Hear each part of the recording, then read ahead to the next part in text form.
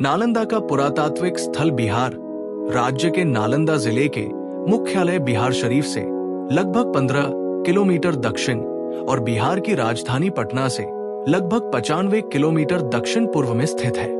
ये स्थान रेल और सड़क मार्ग से अच्छी तरह जुड़ा हुआ है। नालंदा का इतिहास 6वीं शताब्दी ईसा पूर्व महावीर और बुद्ध के समय से जुड़ा हुआ है। ये स्थान बुद्ध के प्रमुख शिष्य सारिपुत के जन्म और निर्वाण का स्थल था। लेकिन नालंदा को ख्याति 5वीं शताब्दी ईस्वी में मिली, जब ये पूरे बौद्ध जगत में प्राच्य कला और ज्ञान के एक महान मठीय और शैक्षणिक संस्थान के रूप में उभरा। यहाँ दूर दूर के देशों से छात्र आते थे, जिनमें चीन के ह्वेनसांग और इत्सिंग प्रमुख थे। यहाँ धर्मशास्त्र, व्याकरण, तर्कशास्त्र, खगोल शास्त्र, तत्वमीमांसा और दर्शन जैसे विषय पढ़ाए जाते थे। इस संस्थान को तत्कालीन शासकों द्वारा विशेष रूप से प्रदान किए गए गांवों से प्राप्त राजस्व से चलाया जाता था, जिसका प्रमाण शिलालेखों से मिलता है।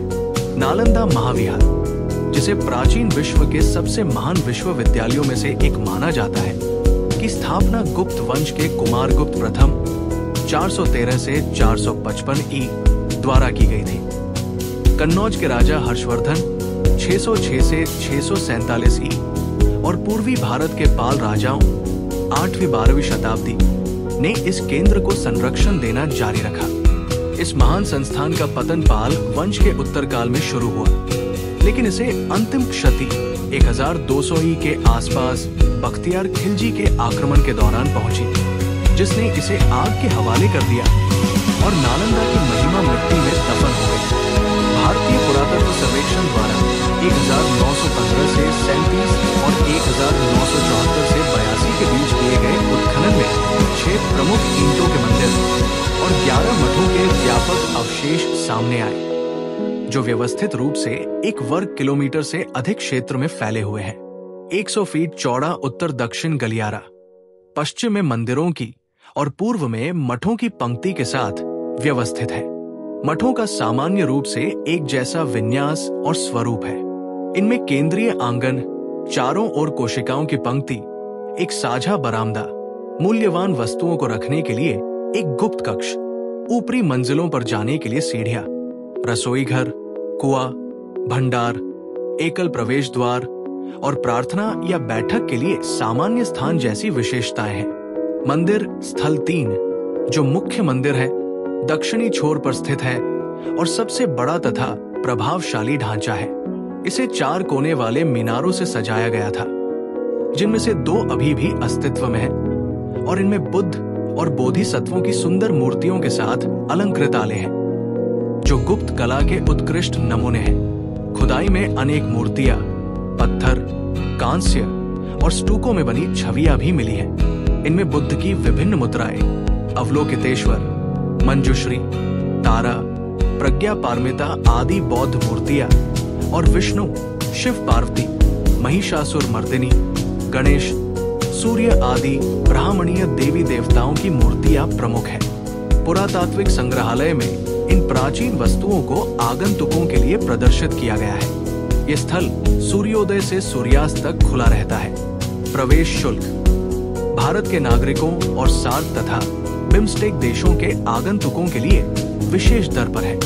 नालंदा प्राचीन भारत का महान शैक्षणिक केंद्र अपनी विद्या, वास्तुकला और सांस्कृतिक महत्व के लिए विश्व प्रसिद्ध है। नालंदा महाविहार न केवल एक विश्वविद्यालय था, बल्कि ये बौद्ध धर्म के प्रसार का एक केंद्र था। इसका नाम नालंदा 2 शब्दों नालम ज्ञान और दात्री से मिलकर बना है, जिसका अर्थ है ज्ञान का प्रदाता। इतिहास और महत्व। नालंदा की स्थापना गुप्त सम्राट कुमारगुप्त प्रथम ने की थी। इस विश्वविद्यालय ने लगभग 800 वर्षों तक शिक्षा और ज्ञान का केंद्र बने रहकर पूरे एशिया से आने वाले हजारों विद्यार्थियों को आकर्षित किया। बौद्ध धर्म के साथ साथ यहाँ तर्कशास्त्र, चिकित्सा, खगोल शास्त्र, गणित और विभिन्न अन्य विषय पढ़ाए जाते थे। चीन, कोरिया, जापान, तिब्बत, श्रीलंका और मध्य एशिया जैसे देशों से छात्र और विद्वान यहाँ अध्ययन और अध्यापन के लिए आते थे। ह्वेनसांग और इत्सिंग जैसे चीनी यात्रियों ने अपने यात्रा वृत्तांतों में नालंदा का विस्तृत वर्णन किया है।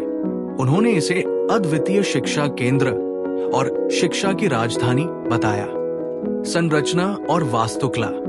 नालंदा के अवशेष एक संगठित और सुव्यवस्थित निर्माण शैली का प्रमाण है। इसमें मठ, विहार शिक्षकों और विद्यार्थियों के निवास के लिए। ये मठ बड़े आयताकार भवन होते थे, जिनके बीच में आंगन और चारों ओर कमरे होते थे। मंदिर, चैत्य प्रार्थना और पूजा के लिए।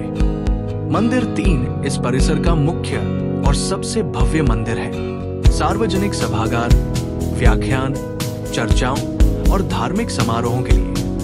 ग्रंथालय। यहाँ 3 मुख्य पुस्तकालय थे, रत्न सागर, रत्नोद्धि और रत्नरंजक। इन पुस्तकालयों में लाखों ग्रंथ और पांडुलिपियां संग्रहित थी। उत्खनन में मिले अवशेष।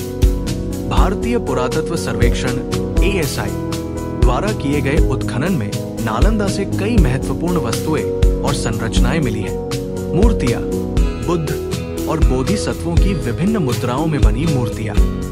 शिलालेख और ताम्रपत्र समकालीन शासन और नालंदा के प्रबंधन की जानकारी देते हैं। सिक्के और मृदभांड तत्कालीन व्यापार और आर्थिक गतिविधियों का संकेत। चित्रित भित्तियां और स्तूप गुप्त और पाल कला के उत्कृष्ट नमूने। नालंदा का पतन। 12वीं शताब्दी के अंत में बख्तियार खिलजी के आक्रमण ने नालंदा के गौरव को समाप्त कर दिया। उन्होंने इस महान विश्वविद्यालय को जलाकर नष्ट कर दिया। कहा जाता है कि यहाँ की लाइब्रेरी में इतने अधिक ग्रंथ थे कि वे महीनों तक जलते रहे। इस घटना के बाद नालंदा का महत्व धीरे धीरे कम हो गया और ये खंडहर में परिवर्तित हो गया। यूनेस्को विश्व धरोहर। 2016 में नालंदा महाविहार को यूनेस्को की विश्व धरोहर स्थल के रूप में मान्यता दी गई। ये इस बात का प्रमाण है कि नालंदा न केवल भारत के लिए बल्कि पूरे विश्व के लिए एक सांस्कृतिक और शैक्षणिक धरोहर है। पर्यटन और वर्तमान स्थिति। आज नालंदा का पुरातात्विक स्थल बिहार में एक प्रमुख पर्यटन स्थल है। यहाँ के संग्रहालय में पुरातात्विक अवशेष, मूर्तियां और शिलालेख प्रदर्शित है।